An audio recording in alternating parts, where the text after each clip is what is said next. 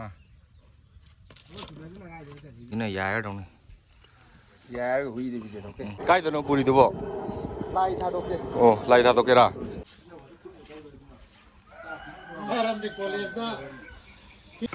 อีงงวะ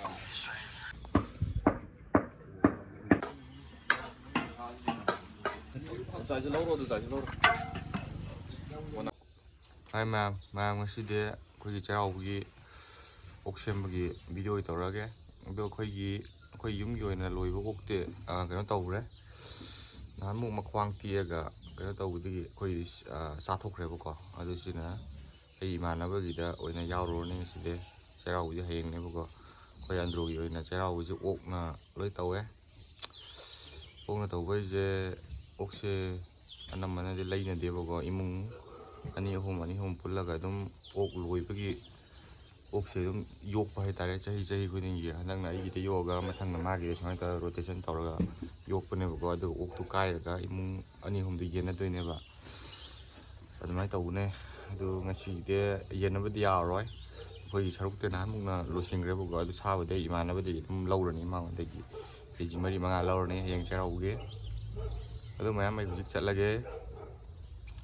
ꯑꯗꯨꯒ ꯑꯣꯛ ꯁꯦꯝꯃꯝꯗ ꯌꯧꯔꯒ ꯀꯃꯥꯏ ꯇꯧꯕꯅꯣ ꯑꯗꯨꯝ ꯃꯈꯥ ꯂꯧꯔꯒ ꯃꯌꯥꯝꯁꯤ ꯁꯥꯗꯤ ꯀꯦꯖꯤ 70ꯃꯨꯛ ꯇꯥꯕ ꯑꯣꯛꯅꯦꯀꯣ ꯃꯥꯒꯤ ꯁꯔꯨꯛ ꯂꯣꯏ ꯌꯦꯟꯊꯣꯛꯈ꯭ꯔꯕꯀꯣ ꯑꯗꯨꯒ ꯁꯤꯅ ꯍꯧꯖꯤꯛ ꯑꯌꯨꯛꯇ ꯊꯣꯡꯅꯕ ꯁꯦꯝ ꯁꯥꯕ ꯍꯥꯏꯇꯥꯔꯦ ꯃꯀꯣꯛ ꯃꯈꯣꯡ ꯑꯗꯒꯤ ꯃꯅꯨꯡꯁꯥ ꯀꯩꯀꯩ ꯂꯣꯏꯅ ꯍꯧꯖꯤꯛ ꯑꯌꯨꯛ ꯊꯣꯡꯅꯕꯅꯤ ꯁꯤꯅ ꯍꯧꯖꯤꯛ ꯑꯌꯨꯛꯀꯤ ꯁꯤꯅ ꯃꯔꯤꯟ ꯍꯥꯟꯅꯕ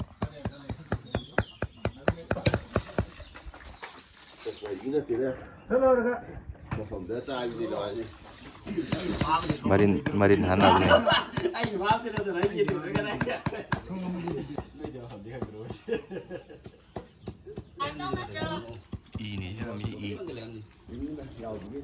ꯁꯤ ꯀꯩꯁꯤꯅ ꯑꯩꯈꯣꯏꯒꯤ ꯃꯀꯣꯏꯒ ꯍꯩꯅꯕꯗꯣ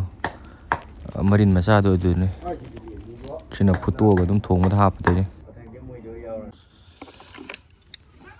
ꯁꯤ ꯁꯥꯁꯤ ꯀꯦꯖꯤ 4ꯅꯦꯕꯀꯣ ꯑꯩ ꯍꯧꯖꯤꯛ ꯏꯃꯥꯟꯅꯕꯗꯣ ꯃꯣꯏꯗꯤ ꯂꯧꯔꯛꯄꯅꯦ ꯁꯤꯅ ꯍꯌꯦꯡ ꯑꯩꯈꯣꯏꯒꯤ ꯌꯨꯝꯒꯤ ꯆꯩꯔꯥꯎꯕꯒꯤꯅꯤ ꯁꯤ ꯀꯦꯖꯤ 4 ꯂꯧꯔꯤꯁꯤ ꯑꯇꯩꯒꯤ ꯅꯠꯇꯦ ꯑꯩꯈꯣꯏꯒꯤꯗꯤ ꯃꯊꯦꯜ ꯂꯥꯟꯕ ꯆꯩꯔꯥꯎꯕꯒꯤ ꯃꯊꯦꯜ ꯂꯥꯟꯕꯗꯣ ꯑꯗꯨꯗ ꯁꯥꯁꯨ ꯑꯗꯨꯝ ꯄꯨꯌꯦꯕꯀꯣ ꯁꯥꯁꯨ ꯍꯥꯞꯇꯣꯏꯅꯦ ꯑꯩꯈꯣꯏ ꯅꯤꯡꯉꯣꯜꯁꯤꯡ ꯌꯨꯝꯗ ꯂꯥꯛꯑꯀꯥꯟꯗ ꯃꯊꯦꯜ ꯂꯥꯛꯄꯗꯁꯨ ꯁꯤ ꯁꯥꯁꯤ ꯈꯔ ꯑꯗꯨꯝ ꯍꯥꯞꯄꯤꯗꯣꯏꯅꯤ ꯑꯗꯨ ꯍꯌꯦꯡ ꯑꯩꯈꯣꯏ ꯃꯥ ꯍꯣꯏꯅ ꯃꯊꯦꯜ ꯂꯥꯟꯕ ꯆꯠꯂꯀꯥꯟꯗꯁꯨ ꯍꯥꯞꯄꯛꯀꯅꯤꯕ ꯏ ꯉꯧꯕ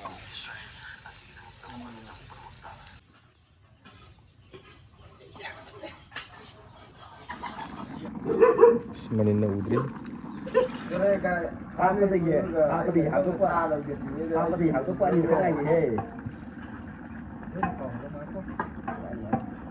ꯀꯝꯁꯤ ꯊꯤꯜꯂꯛꯑꯣ ꯁꯝꯁꯥꯁꯤꯁꯦ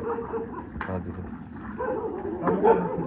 ꯑꯩꯈꯣꯏ ꯃꯔꯤꯟꯁꯦ ꯁꯨꯃꯥꯏꯅ ꯍꯥꯞꯄ ꯀꯥꯟꯗ ꯉꯥꯔꯦꯟꯁꯤꯒꯨꯝꯕ ꯅꯠꯇ꯭ꯔꯁꯨ ꯑꯦꯅꯤ ꯃꯇꯣꯟ ꯇꯨꯝꯕ ꯄꯣꯠ ꯑꯃꯅ ꯁꯨꯃꯥꯏꯅ ꯊꯤꯟꯗ꯭ꯔꯗꯤ ꯌꯥꯗꯦꯀꯣ ꯅꯠꯇ꯭ꯔꯗꯤ ꯄꯣꯛꯈꯥꯏꯔꯛꯇꯣꯏꯅꯤ ꯃꯅꯨꯡꯗ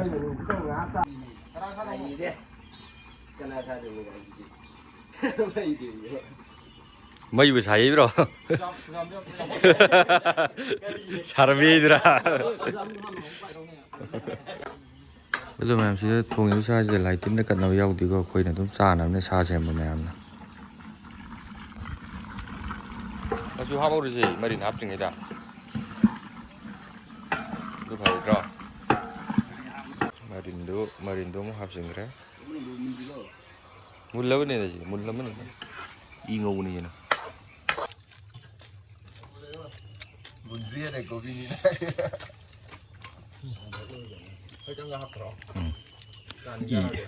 이 잡아.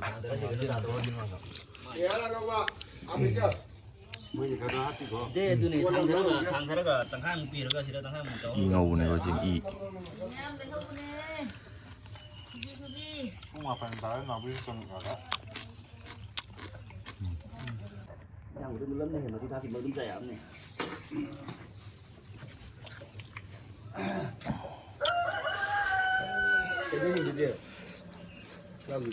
그래.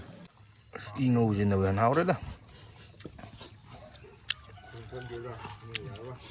야, 좀 안에다 뭐 좀 돼야 되나? 마는지 나임 우드레 시 마추 탁트리 예 마추 탁실라니 사디 가저레 마는 자 cái gì cũng lắm mọc 콩 thay lối lên thùng đây marin kena sila si masu hap sila ni ko zain to masu sa sila kung marin jung hap tin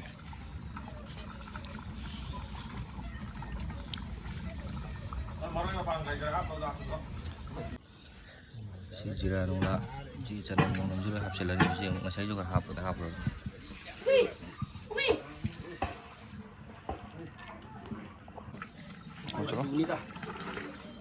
con thất tục chỉ lên rồi cả. Có gì vậy anh?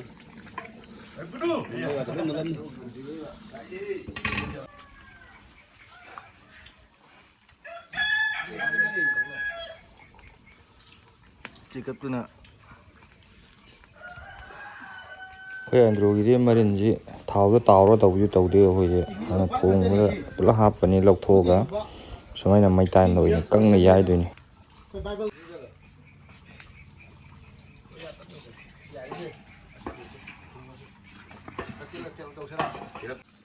sau mống đồ thì chỉ xem làm ta lắm này cô đi cạp giả rồi xong mất lên mời gì chứ si ok ta lắm si dài đi con nó thông đó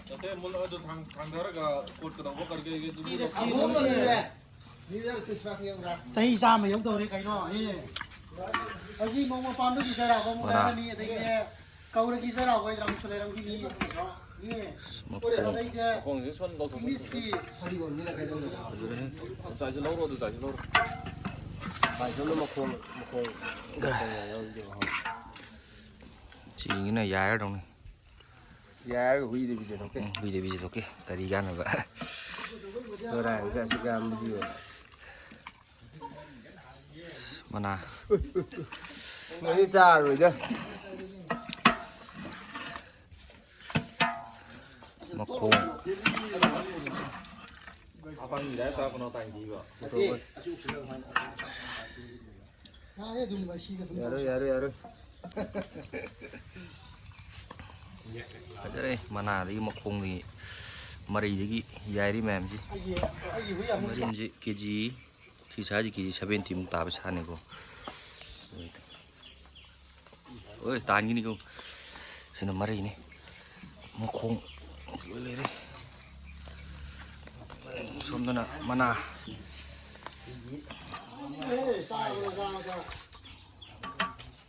Andro cái này rồi thì có tum tum ai đi cái chứ nó không muốn anh ghé rồi nha thì xin nó ít đâu nàyนี่ที่ทุ่งงอยู่บ่คนนี้น่าสิเนี่ยจะได้ยินได้เลยมารินก็น่าเราดีนะ mana cái đồ nó xa thì phải ao cái ốc xa dễ em ra đi ốc nào có ซาไปดิเอาวะเยี่ยม xa mà gì đâu có 옥시den가 시자 니 저 행항 내가 능 짠니 봐 좀 싸워 야 yên cũng mấy vậy nó chỉ vẫn anh nghe ra cho hay ấy nó xa 콩 이거지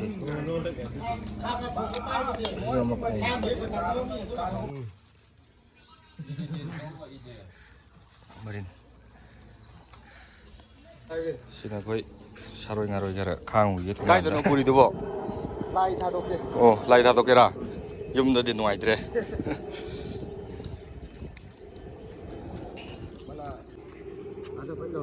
mắc ông chưa hả mana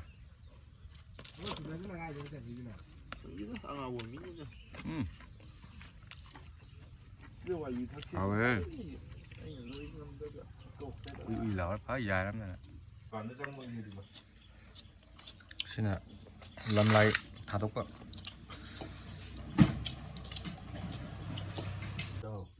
xin nè mari các bạn mari ini juga very datang kita ada kan nằm mắc cung này khôngแม่หาได้จะมีเนี่ยด้วยกันในต่อเราในการเราเนี่ยแบบเดินเข้าหลักก็หลัก làm được là rồi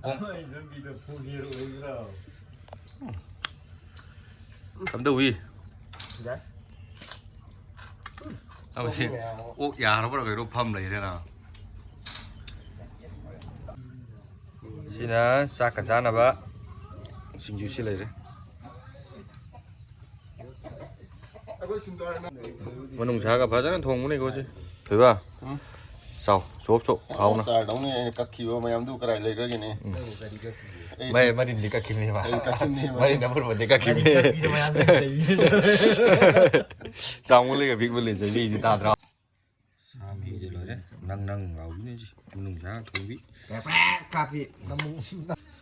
ai sử dụng hệ đó xin nào giúp khơi mà đó nó mà thể làm nó chất bắt đầu bún nào bên này rồi mà thể làm chất bắt đầu bún đây chứ khơi may mà pam thế này có chất tới chứ xin ao đấy ốc tiêu được không ốc tiêu đấy khơi dùng để ốc hành đằng tè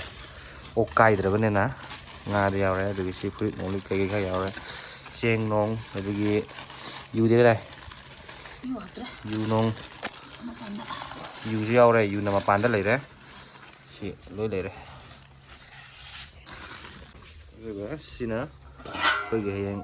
chơi đầu cái thùng nào ốc xài bé dạy thô bên này cô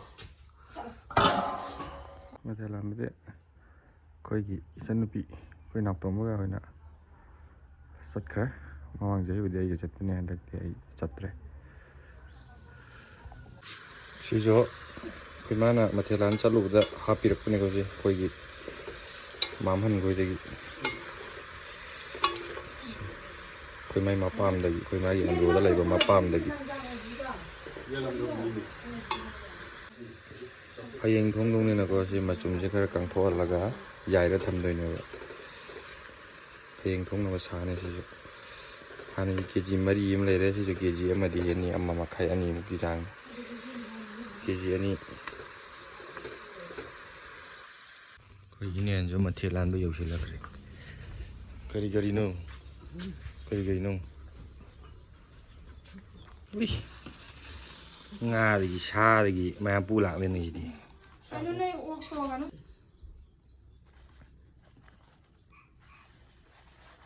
cái gì nữa tôi là cái nó xiên dùng cha ốc xa nga suเอามาจะไรเอามาสักขีดยังไงดิเอามาจะไรพูดถึงแบบ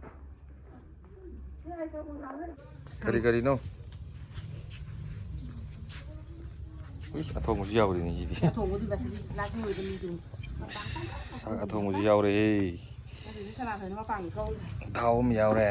ta phơi đấy trong thì phải đi ta phơi đấy sang ví dụ không ra đây hay là cái bò tôi không mà nó sủi thôi đâu xin cái nó một san này hình vậy như cái này ô mình yào đây sai đầu tiên ta giật cái gì chính này là kiểu yêu mình yào đây như nhau đây xin mình yào đây ta bộ mình yào đây nhà nào ta xin đi ngang cái đây thì để cô ta để gì lấy cái cầm lấy đâu xin nó cái ini dài mình xin nó dịch ini dài mình puram ba xin là ini anh là puram ba nga yào đây xe đầu cái hiên thúng nào con tên gì mà em gì thay vì đồng xác cầu bộ nó tôi lấy shop rồi xin em hujiki koi ini sing lam bedo adune ini ni lam itu ma thelan balak ne bu sai koi ma jo koi ma gi ma pam andro da le video aina koi mai ma pam hai ji ai hanna video dum yeng mi de kham gani go koi ma dar do mai de ningol na te go adu koi de andro da yum pa la ga de andro da ma pam ma lai ta ya te go adu koi andro da le koi ai mai jo bây giờ sai nung din da ai naw pa ga chat khil do Thailand bây giờ bên này thì tôi số đúng khơi mà bên nào Thailand bây giờ tôi số khơi mà gì mà pam gì mà bung mà quá xinh là số mình ngắm giờ đúng cái nó happy đấy, rồi cái làm bây giờ số khơi này xinh đâu làm bây giờ khơi ngắm giờ chúng thay vì vậy cái mai đây nói cái cái gì cái sao cái yêu cái ngắm giờ phải hấp nó phải thà đấy, số này tàu bên này, rồi cái gì xin là chơi đầu bên nó vào lên cái mà Thailand đó mình cha xem mình nên số chúng hay này phụ co, chơi đầu để hẹn đấy rồi mà em xoay tàu ấy khởi hành rồi ra đầu gì cái nó gì ꯑꯩꯒꯤ ꯍꯥꯟꯅ ꯃꯃꯥꯡꯒꯤ ꯚꯤꯗꯤꯑꯣꯁꯨ ꯑꯗꯨꯝ ꯌꯥꯎꯕꯨꯗꯤ ꯌꯥꯎꯔꯝꯅꯤ ꯃꯌꯥꯝ ꯑꯗꯣ ꯑꯍꯥꯟꯕ ꯑꯅꯧꯕ ꯂꯥꯛꯄ ꯏꯆꯤꯜ ꯏꯅꯥꯎꯁꯤꯡꯗꯤ ꯑꯗꯨꯝ ꯌꯦꯡꯕꯤꯌꯣ ꯍꯥꯟꯅꯒꯤ ꯚꯤꯗꯤꯑꯣꯁꯨ ꯑꯗꯨꯗ ꯑꯗꯨꯝ ꯈꯪꯒꯅꯤ ꯑꯗꯨ ꯃꯌꯥꯝ ꯚꯤꯗꯤꯑꯣꯁꯤ ꯉꯁꯤꯒꯤ ꯑꯣꯏꯅꯗꯤ ꯁ꯭ꯋꯥꯏꯗ ꯂꯣꯏꯁꯤꯟꯖꯔꯒꯦ ꯍꯌꯦꯡ ꯅꯦꯛꯁ ꯚꯤꯗꯤꯑꯣꯁꯤꯅ ꯆꯩꯔꯥꯎꯕꯒꯤ ꯅꯨꯃꯤꯠꯀꯤ ꯚꯤꯗꯤꯑꯣ ꯇꯧꯖꯔꯛꯑꯒꯦ ꯑꯗꯨꯒ ꯆꯩꯔꯥꯎꯕꯅ ꯀꯃꯥꯏ ꯇꯧꯕꯅꯣꯗꯣ ꯑꯃꯨꯛ ꯌꯦꯡꯃꯤꯟꯅꯔꯁꯦ ꯃꯌꯥꯝ ꯕꯥꯏ ꯕꯥꯏ ꯁꯕꯁꯀ꯭ꯔꯥꯏꯕ ꯇꯧꯗꯕ ꯌꯥꯎꯔꯒꯗꯤ ꯁꯠ ꯁꯠ ꯇꯧꯁꯤꯟꯕꯤꯌꯨ